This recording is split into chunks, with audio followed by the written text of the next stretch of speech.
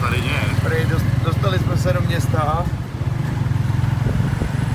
Totální chaos.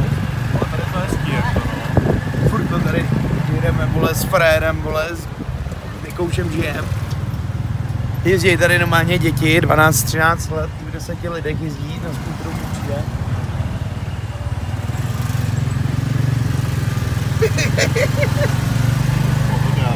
Pohodička.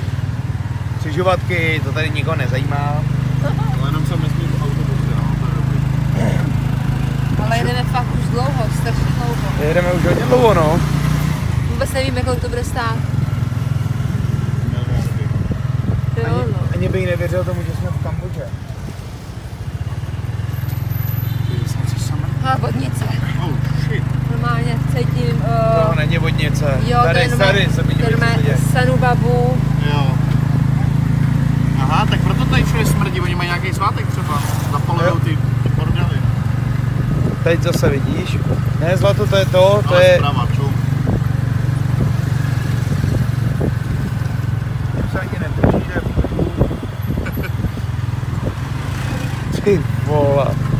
Teď tady vůbec nemusíš chodit pěšky, tohle má projít na motorce, to vůbec nemá cenu. No. Kruháč, bože můj. Kámo, koukej na to řešení. Ale druhý A strany. tady roší tak pomalu, že nenabouráš podle mě, podívej. Hátka. Kruháč se zastavil, úplně v pohodě, vole. Čemu on to jde tlačit, borec? Je chudák. Ježišmarja. Ty molenká moc. Most lásky. To je most lásky. Ne, nevím, je to hezký, ne? No to...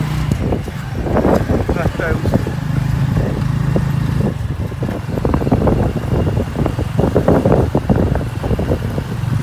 Kámo, doupě. Dva pruhy, 3 lidi.